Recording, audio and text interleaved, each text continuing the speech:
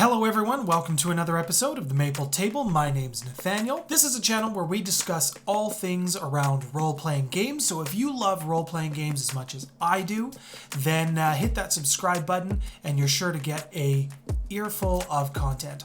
Today I wanted to cover one of my issues that I've been having around Werewolf the Apocalypse and its system, and while I want to preface this, I love Werewolf the Apocalypse. It's one of my favorite systems to play. It's an extremely narrative system, and I love that about it. In playing a lot of other systems, though, I've also found that in this particular system, it has a glaring problem, and I wanted to talk about it today. If you're interested in seeing some of my other werewolf videos where I'm not talking about problems, but just a little bit more history on the setting and the tribes, you can click up here, and there will be a lovely link with all my tribe videos and bits of lore history that I've done on them. So check that out. But today, we're going to talk about my issue that I've been having with Werewolf the Apocalypse. It's probably not what you think. Let's get into it.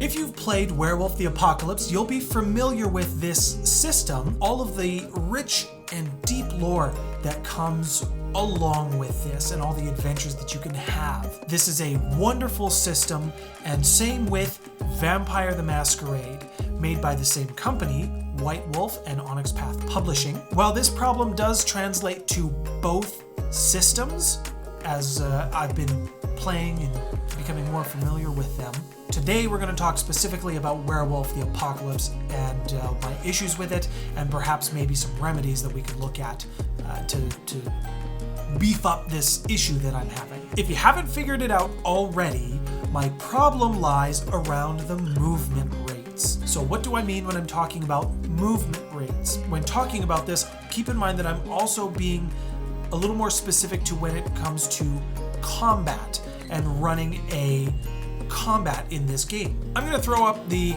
movement rates here as per the core rule book that I've got, because there's a lot of odd numbers, and I'm like literally like in odds or evens. There's just odd numbers in here. I understand what they were trying to go for.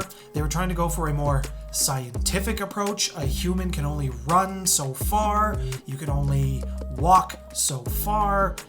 I get it. In games, reality should only be a loose guide. And I am not a fan of any of how the movement system and the movement rates work. There's just too much math involved, and knowing specifically, it's just a mess. This is just a pile of hot garbage. I don't like it. So here's what I'm going to suggest you take a look at when you're running your own game. So let's take the first couple here, walk, jog, and run. The way I would do this, and this is pulling a little bit from Starfinder, so maybe I'm guilty of, guilty as charged of plagiarizing from other systems. What I would do is I would give all the characters a base speed of 30 feet, 30 yards, whatever the hell you want to call it.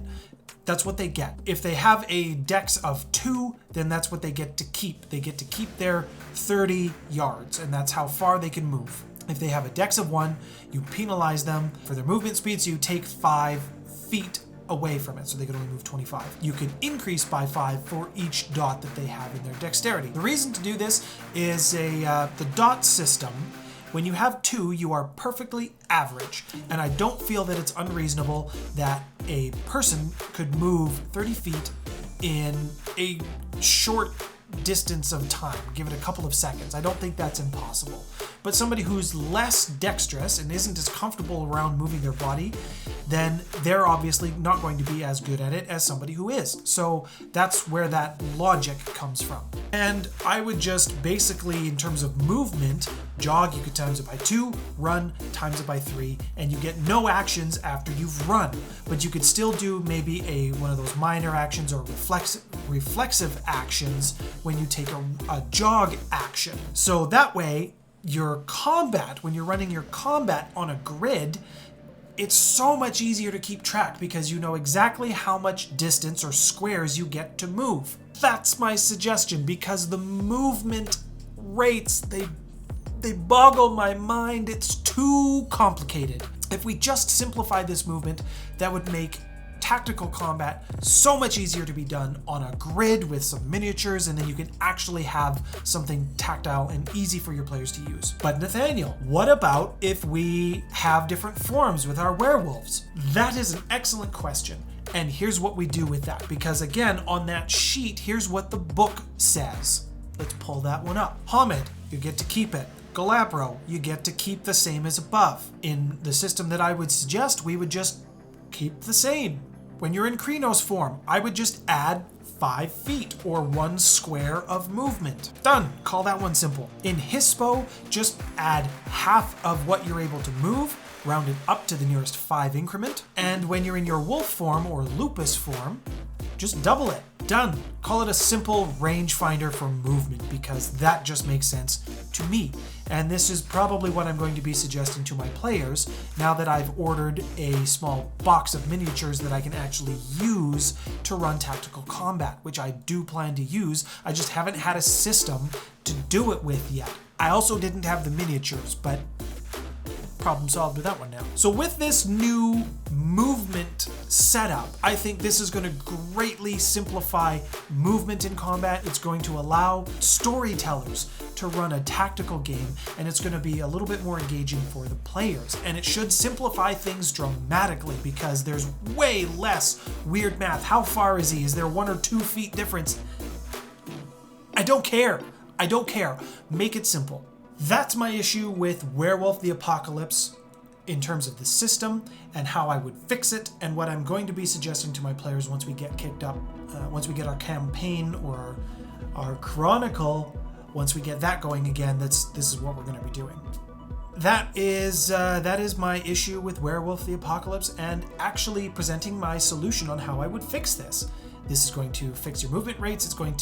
You can still use, for your movement rates when you're out of combat, it doesn't have to be an exact science. That's part of the narrative system. They're way more loose than they are a rigid system like Dungeons and Dragons or Starfinder when it comes to movement ranges. It's really easy to just kind of hand wave and have things happen the way you want them when it's out of combat.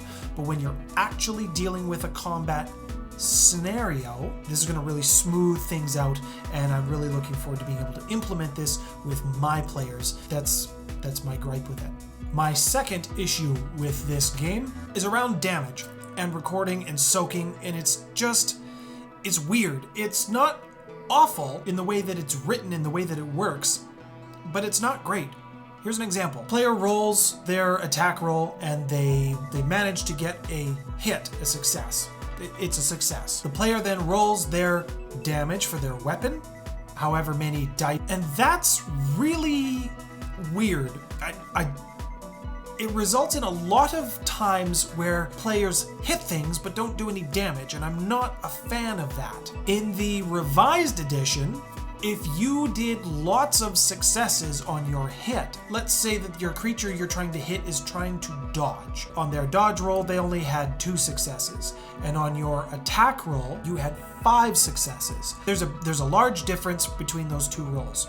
In revised edition, if you succeeded more than 1 higher than your opponent's roll, you got to add dice to your own pool because you were doing it better, stronger, whatever. I liked that system because it allowed for more possibility for damage, and in the 20th anniversary edition, I don't see any mechanic like that. So that's one suggestion, is just moving back to the revised system, which I did kind of like how they tracked damage and doing successes or contested rolls. I liked that better than what is in the books right now. Alternatively, what you could do with the way that things are written as is right now, it does remove a little bit of the mystery from the storyteller perspective, but hear me out. They've hit, they've succeeded, they're going to roll their damage dice. What do? Well, you tell them if they have to roll 4 dice for their damage, and you know that the creature's soak roll is 2, just tell them to take out 2 dice from their damage roll. It removes a bit of back and forth with the math, and it keeps some damage dice in play so that your creatures can get hit. And then you don't have to worry about the removing soak and how many successes versus whatnot. This is one other suggestion that I've seen online working. I'm going to implement this one as well into my own game once we're playing again, which is going to be shortly. Yeah, that's when I'm probably going to do this. And it should be important to mention that you always have at least 1 damage dice. So even if you were rolling 4 damage dice and the creature's soak was 5, you still get 1 die. So you always have the potential to do some damage. And I think that is important. So those are my gripes that I have with the Werewolf 20th Anniversary Edition as it stands. I'm really hoping that when they do 5th edition, they will start taking a look at some of these things and they will make those things a little bit more consistent. If you're looking for my initial thoughts and impressions on Werewolf 5th edition, because it is coming out, it is being done by a company called Hunters Entertainment. Although White Wolf and Onyx Path Publishing still own the rights to it, Hunters Entertainment is going to be producing it. But it isn't coming out for quite a long time yet. But up here, link, check it out. There's my initial thoughts and impressions on what we will see for Werewolf the Apocalypse 5th edition. So go check that one out and let me know what you think in the comments on that video about that one. And with that, let me know what you think about what I've just talked about today in the comments below. Do you like the fixes that I'm talking about or going to be implementing with my group? Have you implemented any of these into your werewolf games? Are there any other tweaks and home brew systems that you're using to just make things work a little bit smoother, a little bit easier for you at your table that I haven't talked about? Let me know what those are down below. Before I go, I just would like to say a massive thank you to all the subscribers that are currently subscribed to my channel. I know it's not a huge channel, and there's not a million of you. For those of you who are subscribed, thank you. Thank you for watching and supporting my work. I hope that you will continue to do that in the future, and I hope that I am worthy of your patronage as I try to build this channel up and try to get it to grow. So for those of you who are subscribed, thank you. And with that, thanks for stopping by, everyone.